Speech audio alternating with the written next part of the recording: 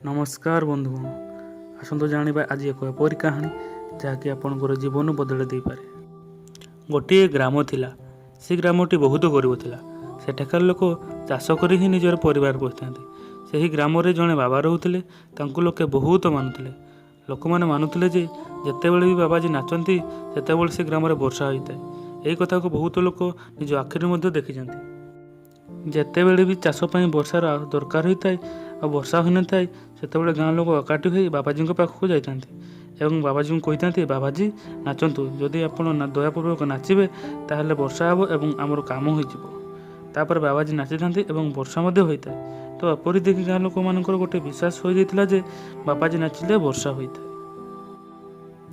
थोड़े सहर किसी लोक गाँव को बुलवाक आसी से लोक मान शुणा पाइले जे एठारे एक बाबाजी अच्छा जी कि नाचिले वर्षा होता है। प्रथम से लोक मानक कथार विश्वास है ना तेणु से चिंता कले बाबाजी को भेटापी। तेणु गाँव समस्त लोक धरी बाबाजी पाखक गले।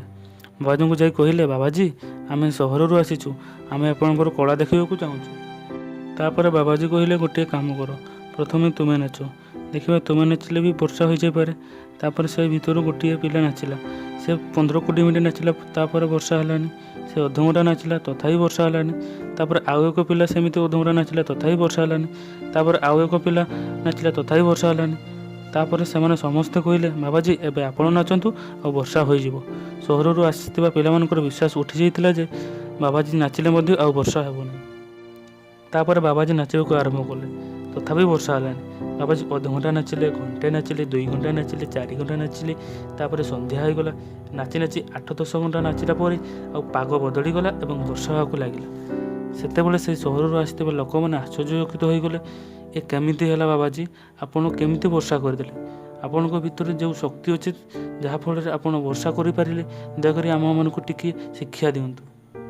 तापर बाबाजी कहले देख जितेबले मु नाचुची ता पूर्व मु भावी थाए जे वर्षा हेबो माने हेबो मु नाचिबी माने वर्षा हेबो किंतु जेपर्यंत वर्षा न होईची मो नाचिबा बंद करिबी नाही।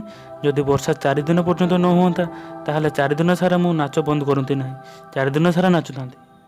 तो आपण माने ए कहानी कौन शिखिबा पाइले ए कहानी आपण ऐसे आनिबाकू पाइले जे जदि आपनको सक्सेस दरकार आपण पूर्व ही भावी नियंती कि मते सक्सेस मिलिबो ही मिलिबो मु काम करिबी मते सक्सेस मिलिबो ही मिलिबो किंतु जे पर्यंत मते सक्सेस न मिली से पर्यंत मु मोर काम करबा बंद करिबी नाही मोर 100% उद्यम जारी रखिदेबी। एमिति ही आपनको जीवन में उद्यम प्रचेषा कर दिने ना दिने आपको सक्सेस मिलिबो निहाती मिलिबो।